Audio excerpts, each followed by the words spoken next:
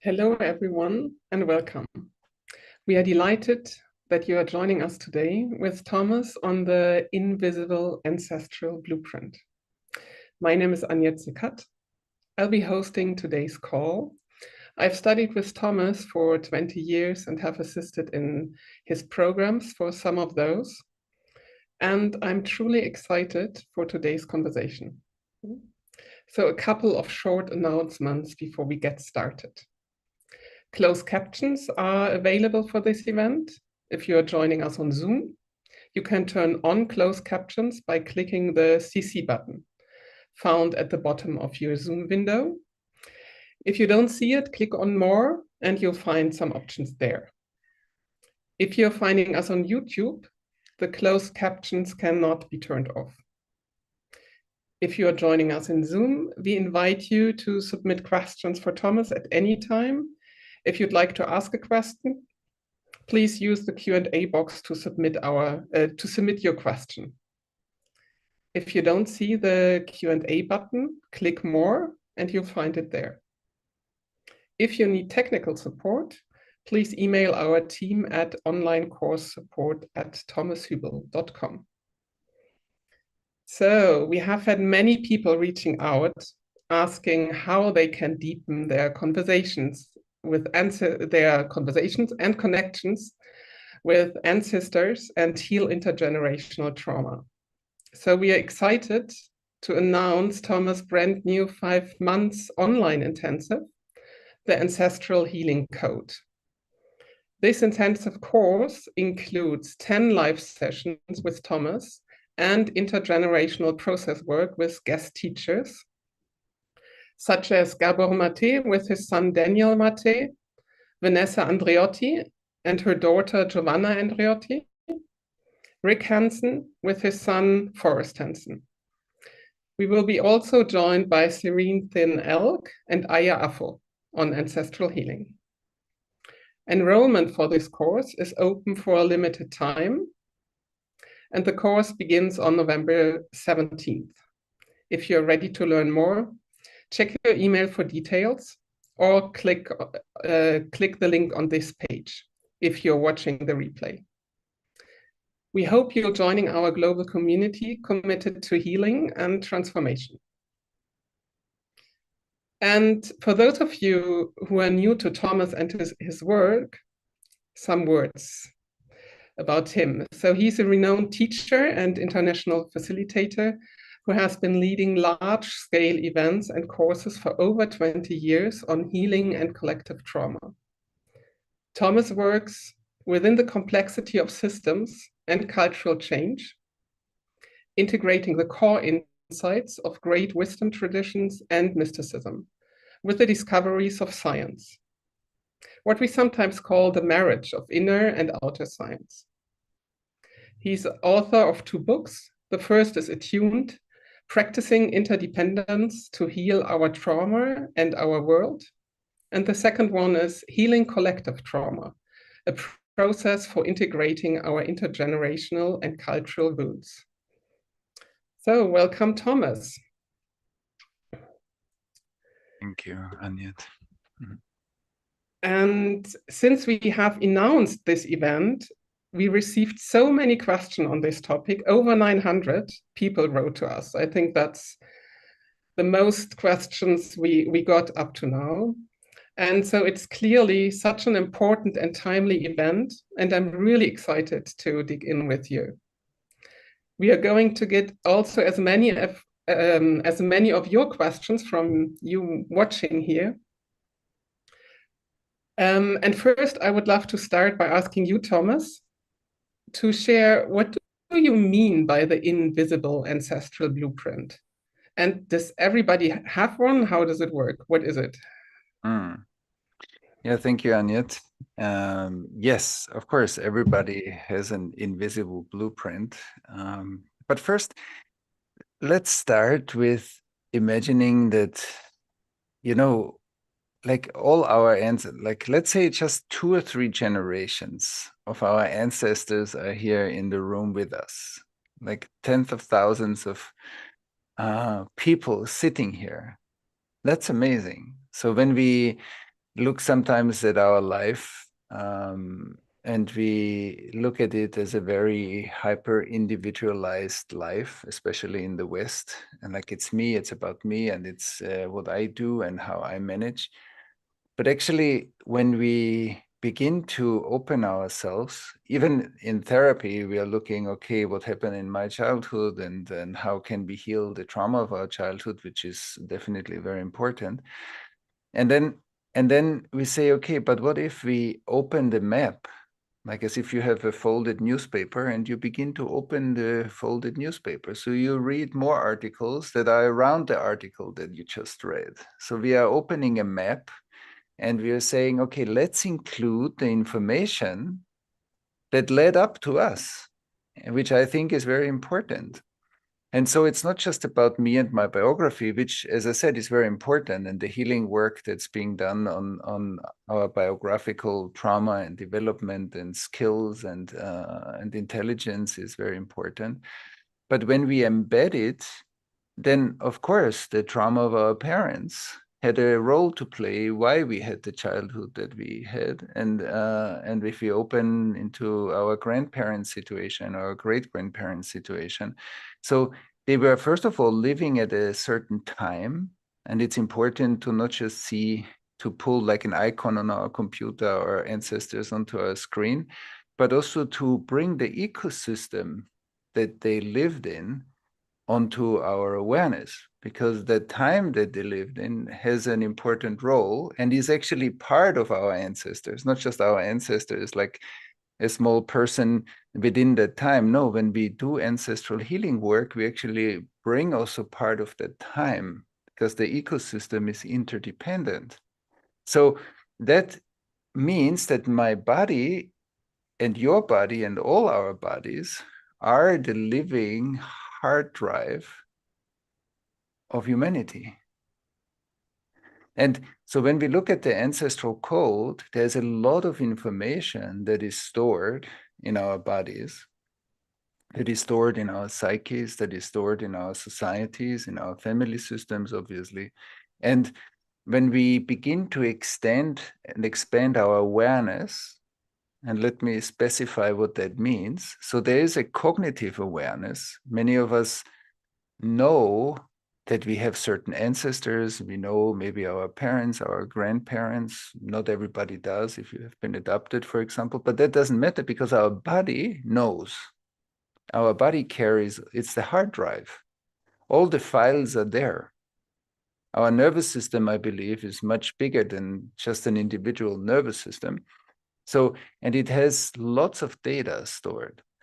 And when we, of course, we first start, or many of us start with kind of an intellectual understanding of ancestry, but then we can train ourselves, same as we can train ourselves to feel deeper into ourselves and develop an interior awareness that we see, oh, the world's not just out there and here's me, but here inside there is a big world too. There's a whole inner architecture that we can get to know. And many people that did already some inner work know how rich our inner world is. And our inner world has an individual or personal department, but it also has a big ancestral library. And so we want to explore a bit more what's actually written in the ancestral library. Because when we do, I think, inner work, trauma work, all kinds of inner work, we know that unconscious energy is destiny. Unconscious energy runs us. That's why it's called unconscious, because I'm not aware that that's happening. I see symptoms in my life and I'm wondering about those symptoms and they keep reoccurring. But conscious energy has a choice. So once I become aware of something, I inject future, like a choice, a new possibility. And that's the same for our ancestral wounds, because our ancestors couldn't take care of some of the wounds that they lived through. So my grandparents lived through the Second World War in Vienna. And of course, the war trauma was visible in them. And so I had to look into myself to begin to open up some of those aspects of my own being in order to create more awareness, more flow, more openness, more integration. So bringing awareness to that which our ancestors couldn't deal with because it was too much for them, that has been handed over to us. Say, okay, continue. And so now we are sitting also in the after effects of our ancestors' lives. And responsible, like able to respond, means not that the decisions and the lives of my grandparents or our grandparents is what we did. It's not that we chose that or we did those decisions or we lived like that. But if I'm not able to turn towards my ancestry and be able to respond, like in a resonant relationship, then parts of that unconscious ancestral information or invisible information will affect my life. And I will see certain patterns in my life that were already patterns in my ancestors. So conscious energy has a choice. Unconscious energy, the choice is in the past. And that's very powerful because that gives us a tool for liberation, for freedom, for change, for transformation, for integration into our hands. So we can make this invisible blueprint through our inner work and the ancestral work more visible. And what that also does, and of course, there are many therapists and coaches and people who work with clients coming to our classes and groups and trainings, because when our ancestral dimension wakes up and I become more aware of my own ancestry, then my nervous system is also more attuned to feel your ancestry. So it means that the part in our nervous system that encodes our ancestry is also able to perceive more. So I'm able to kind of hold the space for other people because my own ancestral part is more open. And not only that, the beauty of ancestral work is also that some of our ancestors really want to help us. Some of our ancestors really want to heal. And when we create a connection to those ancestors, we call those allies or gates, then through them, we can form very resourced relationships that can help our own healing process, but also their healing process. So it becomes actually like a collaboration, like an intergenerational communication. And I think that that's very, very beautiful because there's a lot of healing potential in our ancestry. And at the same time, what we liberate in ourselves, we don't pass on to the next generations. And that's true for our children, definitely. But also, if we don't have children, it's true for the tendencies that we do not integrate because we are not separate. We are the biosphere. So our own tendencies also stay unintegrated life. No matter if we have physically children or not, it's we are passing those tendencies on anyway. And so that's why I think same as we do our individual work, and then we learn a deeper discernment between individual issues and ancestral issues. It's like a deeper sensing that opens up that helps us to be more discerning. And so when we are more discerning, we can put certain aspects of our lives, our symptoms in the right place in our own bigger map or healing map. And so that becomes a skill. And so that kind of invisible blueprint, especially in hyper-individualized societies, we stop paying attention to what wisdom traditions or indigenous wisdom traditions pay a lot of attention to, like the communication with ancestors has an important role. And it's like a lineage, it's a tradition. The tradition wants to be honored. And when traditions are being honored, as I said before, we can collaborate with our ancestors. Then we have intergenerational learning and growth and healing and integration. And let's take our current world situation.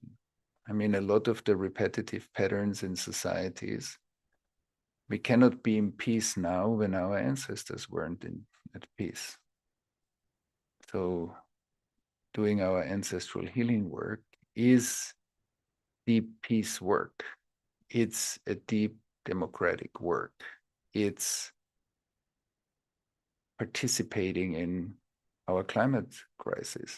It's participating in making peace in the parts of the world where we have peace more sustainable, so that we have more resources for the parts that are in active conflict, and so on. So I think there's a lot of much bigger aspects of our world that benefit from a fluid intergenerational learning process. And that we also, the generations that are living right now, that we as ancestors can take our place, either as elders, like what happened to eldership in our society, and how do we learn from the future generations that are already here? And how do we learn from the future generations that are yet unborn? And that means I'm not just a person, I'm also a continuum. I'm part of a much bigger ecosystem that is intelligence. And so, yeah, so I'm very passionate about extending and expanding our map and using all the intelligence that is available to us to further all these points that I just mentioned. Yes, maybe I Can I hand it ask you to you. something? Yes, yes. Because you're talking about the ancestors, and at the same time, you are also mentioning our children or also ancestors who are still alive, like perhaps our parents or our grandparents. So, what is the difference to work with the ones or to connect with the ones who are still alive, either the generations behind me or my children, and the ancestors who are already passed away? Yeah, I think, first of all, it's important to see ancestry as a data flow. There's data flowing, and resourced ancestry, like we call it resourced, it's where the pipes are open. When the pipes are open, then information flows through us. So pipes are open, energy channels are open in my body and my nervous system. And the parts that are more contracted, frozen, the frozen part of our ancestry is also not open in our bodies, and it's not open in the conversation between the generations. And so the benefit that we have but that doesn't always work that way. But the benefit that we have is that the ancestors that are alive, their energy field is participating in the transformation actively because they are still embodied. The ancestors that passed away or passed on are not anymore in a body. So their transformation capacity of trauma or karma is not anymore, doesn't exist anymore without the ones that are living.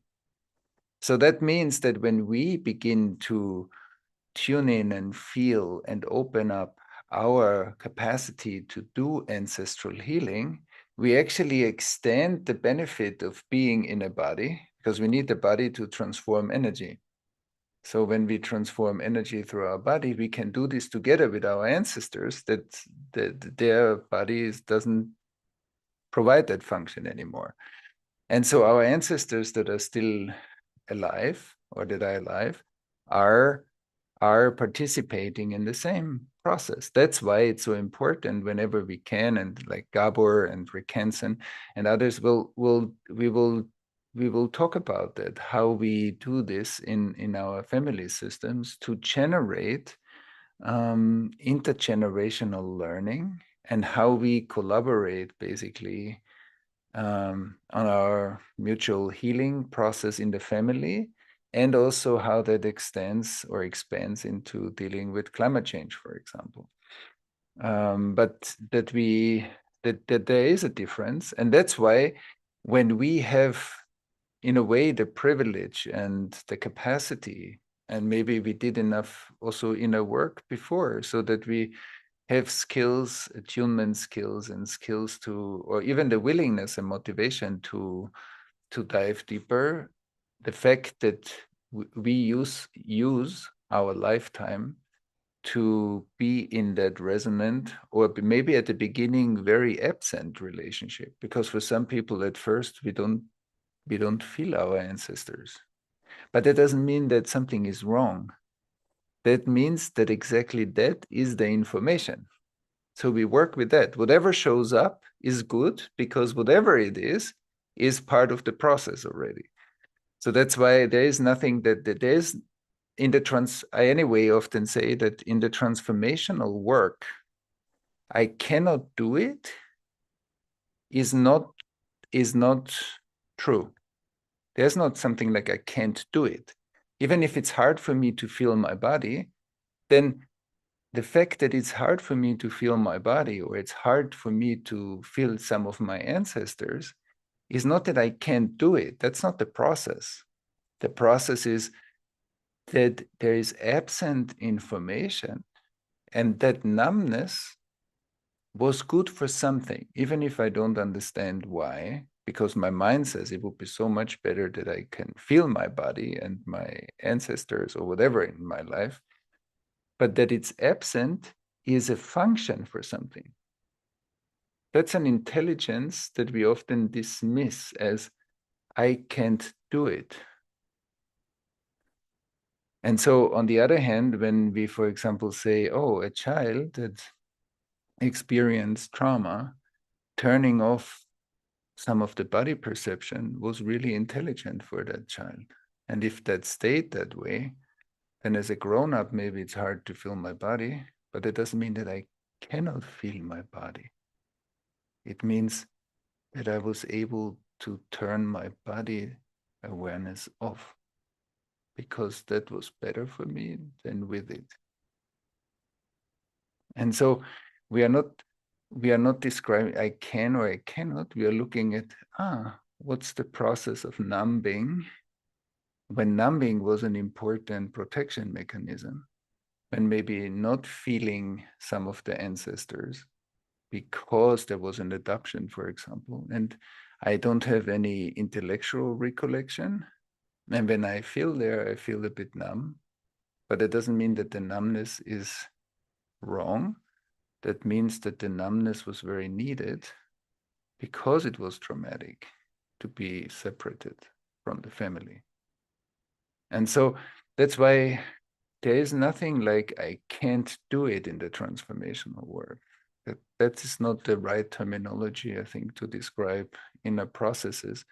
It's more about becoming more and more curious about what is, and not to dismiss the simple things because we are looking for more complex things. Yeah, so that's a little bit of a, I know I'm responding also to, we got so many questions, and I'm trying to respond a bit to some of the questions. The 900 questions.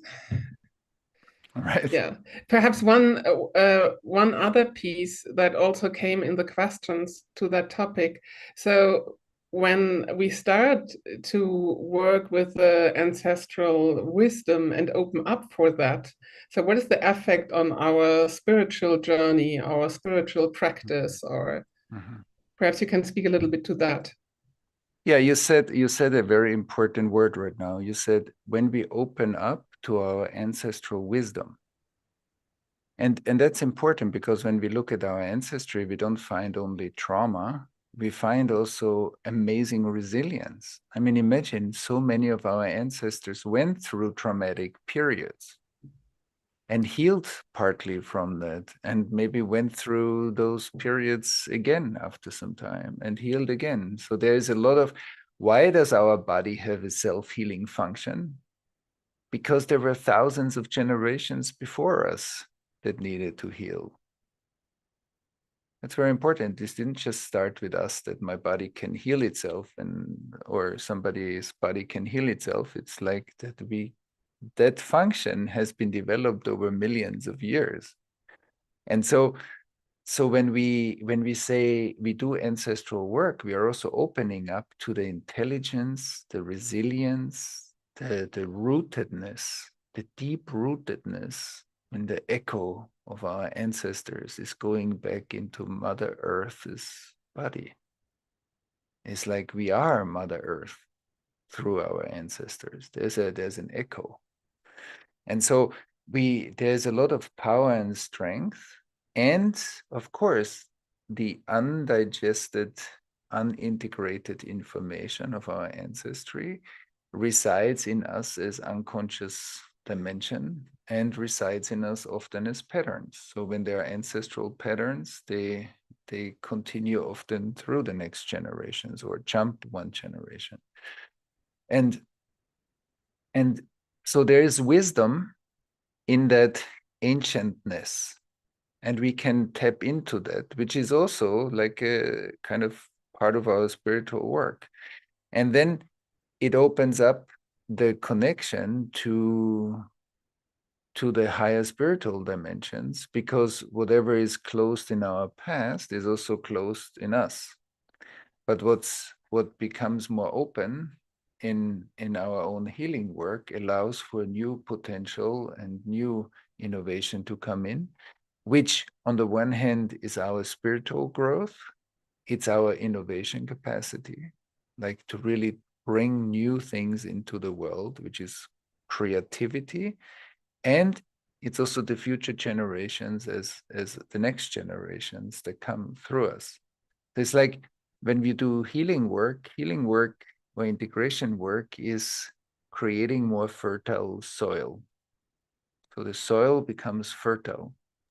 And the spiritual dimension is also one part of the spiritual dimension is new seeds, new inspirations, higher possibilities to come in. And when the soil is fertile, those seeds fall onto fertile ground. So they can sprout and become either new life or new projects, new impact in the world, and become like a future world that manifests through us. And that's our creative potential. Yeah, thank you, Thomas. Perhaps it's a good point to bring in some written question from that came in the last half an hour. So, and the team has helped to bring them. So we have one question that how can we discern the difference between personal and ancestral issues? And is there a simple practice or question to ask? Or could you give an example? Yeah, that's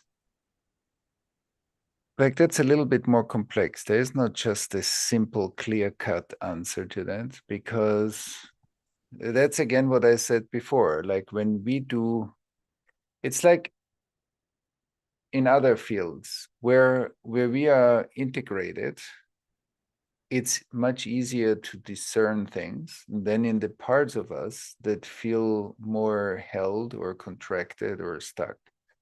So when in parts of, some people experience that in parts of their lives, like things are flowing. For some people, running a company, doing things is very easy. It is like easy, making decisions.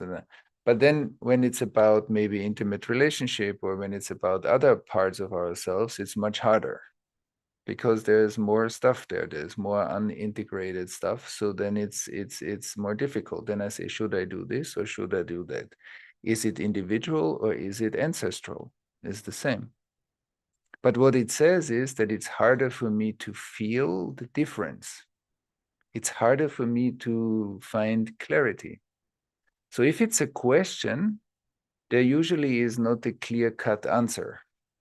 But the question gets answered through a process. So usually that question points us to like some inner healing work that we need to do for us to be able to feel ourselves more in that area. And that shows up as more clarity because I'm more connected. I feel myself more and I feel you more, or I feel myself more and I feel your ancestors more.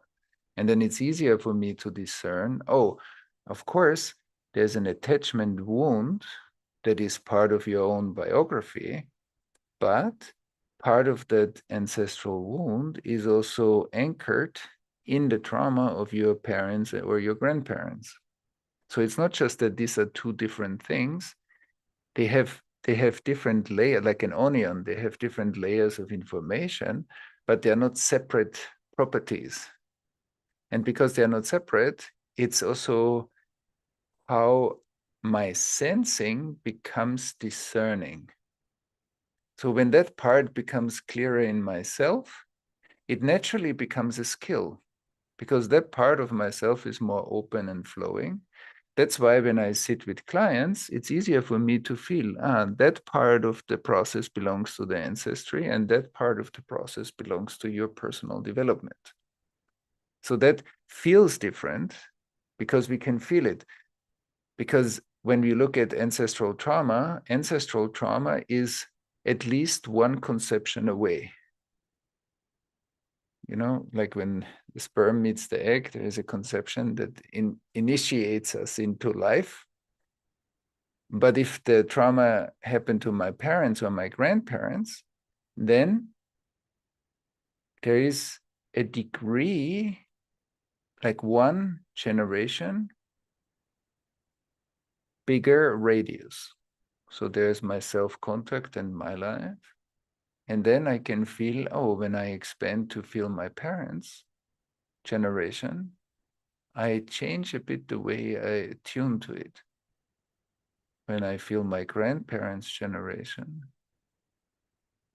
I change my attunement again. It's like when you change a bit the radio receiver. You're still using the same radio, but you change the radio station through changing the tuner.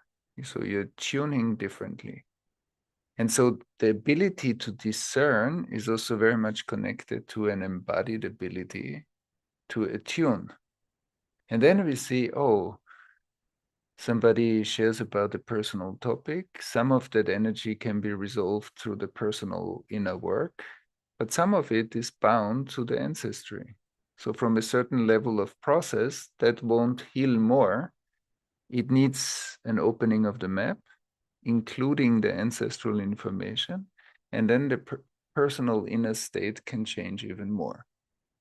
So that's a little bit a description that's very simple, because we could talk about this much longer. It's much more complex. I'm trying to simplify this now here, but that's not fully accurate. I want to say that too. But that's a little bit, I can feel differences. I can feel, it's a felt sense. Like in our life, when something feels clear or is in a flow, it's very easy to take decisions. And the parts that are not so flowing, it's also not so easy. How should I move here? Yeah, thank you. And I think in the 5-month course, we will have time to dive deeper also into that question. So, but perhaps for now, we go into another question. Patricia asks, how is it possible to heal something that you don't know of? Yeah, that relates a bit to what I said before. Like, of course, we all have a little bit, or maybe sometimes not.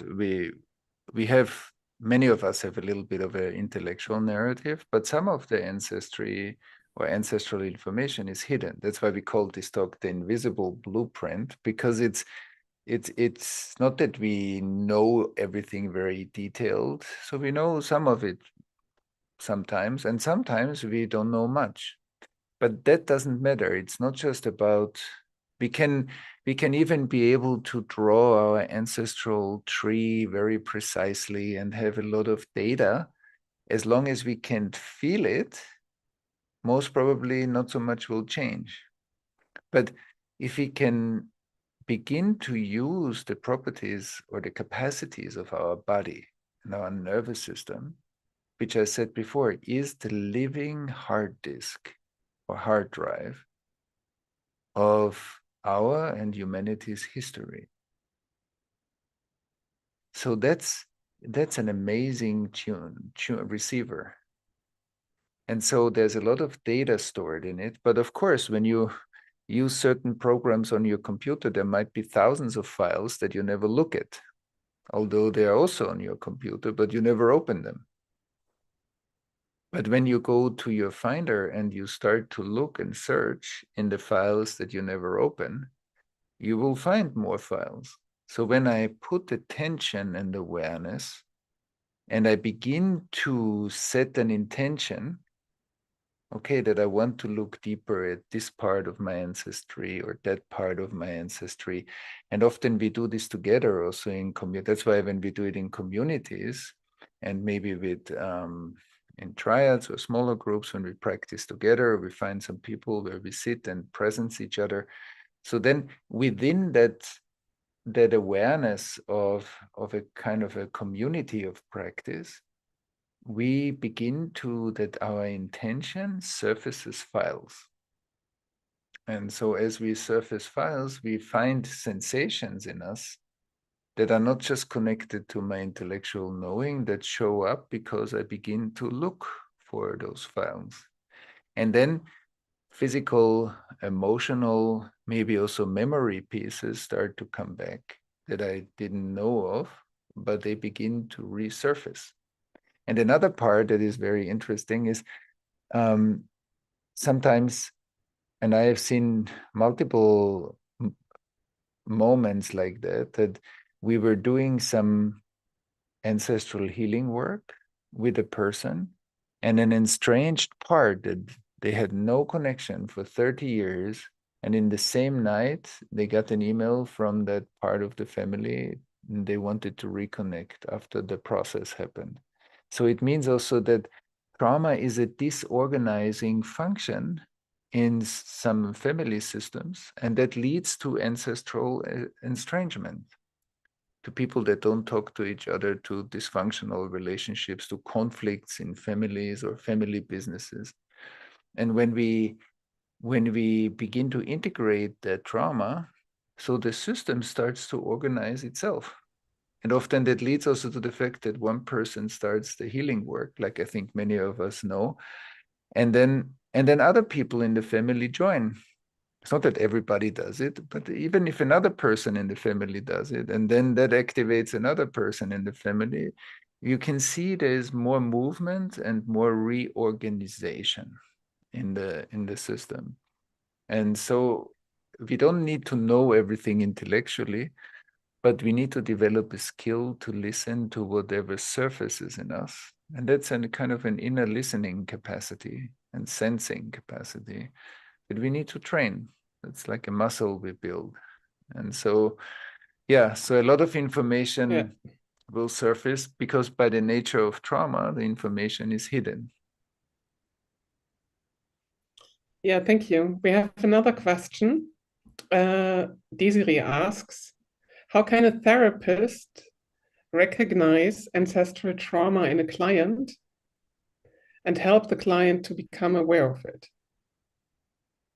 Yeah, that's similar as I described before. So if I'm, let's say, a therapist that works a lot with individual clients and individual development, begins to explore their own ancestry more, it opens up, if it's not already open, so maybe for some people the ancestral part of the nervous system is anyway open, so then sensing ancestors, sensing, oh, I'm wondering how your grandfather dealt with that, or what happened in your grandfather's life, and suddenly we surface something that helps the individual healing, like the individual inner work. Maybe these impulses arise naturally in some of us anyway, intuitively, because we pick up on it. Even if we didn't train it, it comes to us intuitively. And when we do our inner healing work and we activate that part of our nervous system more and more intentionally, it's like it grows like a skill. And then sitting with clients, we will do the inner work that needs to be done in the individual, in my own childhood development and maturation process, because we don't want to bypass the individual work by trying to do the ancestral work, because that's a kind of a bypass often. Or some people, when it's hard to do the inner individual work, we try to do collective work. But we want to build a cup, and the cup, when we do enough individual work, the cup becomes stronger, and the overflowing liquid can go into the ancestral and to collective. So it's not the bypass of my individual pain, and that's why I'm trying to deal with the collective pain. It's actually that the capacity grew to open up to another dimension. And for some of us, our individual cup is pretty integrated, so we can do that. But where we are hurt individually, we are not clear enough to discern. Where we are mature and integrated, there is discernment anyway. And so when we do also as therapists, coaches, facilitators, if we do our own ancestral work, same as it's important for every therapist to do their own childhood integration work, because that enables us to hold the space for our clients. When we do the ancestral work, it enables us to hold a conscious, present, also safe and grounded space in which our clients, consciously or unconsciously, will by themselves bring their own ancestry more to us. Because what is integrated in us also creates enough trust, consciously or unconsciously, in clients to be able to bring certain things that they wouldn't bring if the space wasn't prepared for it. So it has a conscious dimension of intervention, but it also has an invitation dimension that through our own integration, we also invite the ancestral dimension more into our work. And I believe that the ancestral dimension, and not, I also have seen this many times, that the ancestral dimension amplifies the individual healing work. So together, they're actually much more powerful. Yeah, first of all, thank you, Thomas, for guiding us through the topic of the invisible ancestral blueprint. I think that was great. And also sharing your teachings on how we can continue our own healing journey while at the same time developing skills to support our family members, our clients, and our future generations even in these challenging times. And we want to take now some time to dive into the new course and also hear from you. And before we start, before I ask you some questions about the content, I just want to share again that this course will start on November 17th, includes 10 live sessions and 8 integration sessions. So a lot of different possibilities and opportunities. And it would be just great to hear from you, Thomas. What are you most excited about in this course? Where's your own curiosity in that topic and in the course itself? Yeah, I think my curiosity is obvious, that I simply love the whole ancestral work. That's anyway a passion of mine. So that's number one. The second thing is because I believe deeply that the intergenerational data flow, the intergenerational learning, like a mutual learning in between the generations, is so important for us to be able to deal with our collective issues now. And so there is something about the intergenerational dimension of how we collaborate between the generations, how we also attuned to the needs of the generations that haven't been born yet, and what opens the world enough for them to be able to land here and to find the resources in us to grow their intelligence. So that we see ourselves again, or not only see, but feel ourselves as a continuum of intelligence, as part of a lineage, and not just as separate individuals. And that, I think, has a lot of potential for ourselves, for our own healing, but also how we stop some cycles that otherwise are being passed on to the next generations, regardless if I consciously want that or not. Of course, we consciously don't want that, but that doesn't mean that we don't unconsciously pass on some of those tendencies to the next generation. And some of it will happen anyway. It's not that it's a perfect solution. At the same time, we can do something for it to reduce the karmic weight on the next generations. And I think every little piece of suffering that we can relieve and release through our lifetime is worth gold, because that transforms pain into love. And I think that's very important. Every little bit of pain that we can transform into love is worth it. Yeah, that's touching when you mention the turning pain into love. And perhaps it's also great to come to the next question, especially around the change from pain to love. So why is the course so important now in our times, in our world? and how this work can help us individually and also collectively in these challenging, or for a lot of us, challenging times. Yeah, it has multiple dimensions. One is we can see that in the biosphere, intelligence in the biosphere is part of feedback loops. When feedback loops work well, when all kinds of intracellular to hormonal to interpersonal to intergenerational to global communication works well, we are more intelligent together. And so, like when our ancestors are our ancestors, but our ancestors are also our roots. So the trauma that sits in our ancestry is also a felt alienation of nature.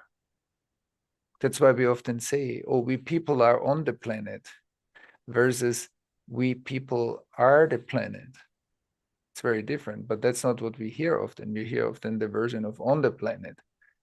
Like as if we are on a game board and we are moving around on a game board versus my body is the planet. And because of the flow that I feel inside, I feel the intraconnectedness of everything. And so I believe on the one hand, ancestral healing work is slowly healing the separation between humanity or humans and nature or the planet, so that that becomes again one taste or one flow of life. And on the other hand, and it gives us it restores very important regulation functions and feedback mechanisms in the biosphere. So the biosphere is a huge data network, and we want that data network to work well. Without that data network being part of our consciousness, we couldn't have developed a World Wide Web or artificial intelligence or anything like that. It's kind of a copy paste of our inner world. And so when we heal the inner data stream, we also upgrade the interior dimension of consciousness that is very important to meet these exterior developments like artificial intelligence, genetic engineering, and so on. So it's literally also a boost for our spiritual and consciousness development. And I believe we need intergenerational learning not to perpetuate the patterns of the past, which means to recreate those, but we want to do something new, and we want to have the freedom to choose and not to be bound to our ancestors through unconscious loyalty or I will never be like my grandfather. Like either through unconscious loyalty or kind of an anti or aversion against a certain dimension, which of course is very important when we look at transgression, because we don't only look at trauma. I think as humanity, we are not very good in owning transgressions. And so one part of the ancestral healing work is also finding a new relationship with the transgressions of our ancestors, which is very important for a different level of free choice in our life or in our children's lives. Yeah, thank you. And we have one other question that came in several times. So what is the difference between this course, so the Ancestral Healing Code, and your previous teachings? You already also had a course on ancestral work. So what is new? What is the difference? Yeah, what's new is that we are constantly upgrading the work. So every year we are through all the groups we run. First of all, we develop the work all the time further, and it's not the same. It always gets the newest updates. So that's number one. The second thing is we are looking at on the one hand, we are looking at the ancestral dimension, like to harvest the data that is frozen in the past. But we also want to practice more and more how to connect to the future generations and bring their information in. So to see that we are actually all the time impacted by both. We are not just informed by the past, we are also informed by the future. And to make the capacity of the future generations more immanent or more tangible for us.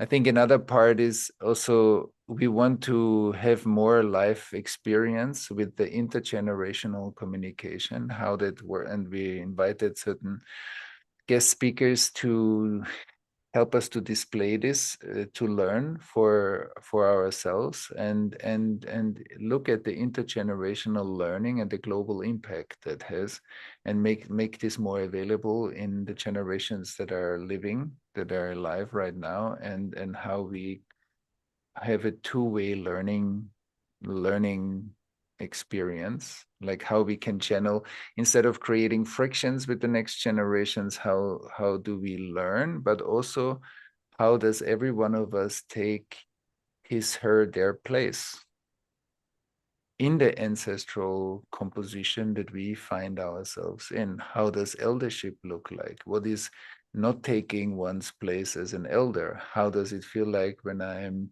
young and I'm rebelling against the former generation? And how do we create this flow or friction, and what's needed at certain times? So that's definitely also part of it. But what's very important for me is that we expand our skill set of healing. And I think there's a lot of energy stuck and frozen and repetitive in our ancestry. And when we harvest that energy, we feel more grounded, we feel more creative, we feel more free to live our life and not predetermined by our previous generations. And so that puts us into our center and into our flow, which I think is an important contribution that we have to make to this world. And there are many other things, but I think we don't have enough time for all of them. That's true. We are coming to an end. So there is the question, is there anything you want to add, or there was also, perhaps very briefly, there was the question if there are also specific practices. So if you have like a 1 minute final answer or something that you want to share with the group. Yes. So first of all, I think, like, as in all of our courses, the community is a very strong field. It creates an information field. And when we are together for 5 months with people that have similar intentions, we actually concentrate the learning energy. So which means it's like a very conducive field to explore a certain aspect, let's say our ancestral healing work. And so the community aspect is powerful. And what else is powerful, that we see that trauma is often a disorganization in the data flow, and it often separates our cognitive capacity, which means I can understand a lot, I can read books about things, but that doesn't mean that I can live it. That's why we say, can you walk your talk? If you want to see your level of development, you look at your life. Your life is a mirror of your state of consciousness. And so when we look at our lives, often what we know doesn't match how it looks like, which is okay. That's not good or bad. That's how life works. But it means that the embodiment and the intention, and of course, there are many practices we can do to open our capacity to sense and feel and ground ourselves. And also there are many practices how we can use the wisdom of our body, that our body is not just 50, 60, 70 years old or 20 years old. Our body is millions of years old. And so the intelligence of that we can tap into is something that can be unlocked through various practices. Yes. Yeah, thank you. I would love to listen longer to you right now, but we are coming to the end of our time. And what we want to include, so is first of all, deep gratitude for you, Thomas, for sharing and providing your value, so much value, and your wisdom and your love today. I would like also to thank everyone on your call for listening and participating. And again, we would love to invite you to join us for the upcoming course, the Ancestral Healing Code, that begins November 17th. You can learn more by visiting the website ancestralhealingcode.com. The course will include 10 sessions of live online interactive teachings, as well as Q&A with Thomas, and additionally 5 guest speaker sessions, 8 live integration sessions with breakout groups, access to course material, including video, audio, transcript, graphic recordings from all the course sessions. And there are also many other bonuses within the course, including understanding collective trauma video teachings and the 2024 collective healing package. So all in total, it's over 50 hours of teaching in the course. So we intend it to be a deeply rich and experience. So if that is of interest to you, we warmly invite you to join us for the Ancestral Healing course. The Ancestral Healing Code course, sorry. And to learn more, please visit the website, ancestralhealing.com. We will put that link into the chat now. You can also check your inbox for an email from us with your link to learn more about the course. And we cover many of your questions when we have more time together in the course. So I do invite you to check it out and join us if it speaks to you. I would love seeing you there again. And thank you for attending today. And we look forward to seeing you in the future. Bye for now.